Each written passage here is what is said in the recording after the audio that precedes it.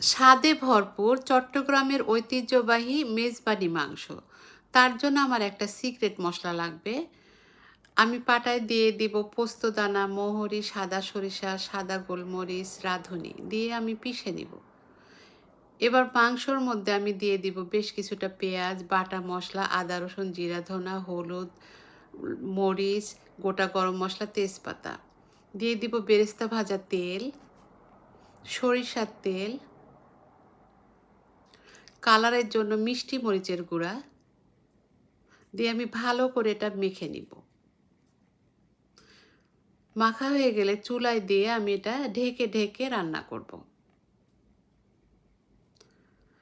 আমি বেশ কিছু সময় আমি এটা উদাম করে দেখেছি এবং নেড়ে দিয়েছি। এবার দিয়ে দিলাম গরম মশলার গুঁড়া, 2 চামচ ঘি, বেরেস্তা দিয়ে কিছুক্ষণ নাড়াচাড়া করে নামিয়ে নিব। এই তো।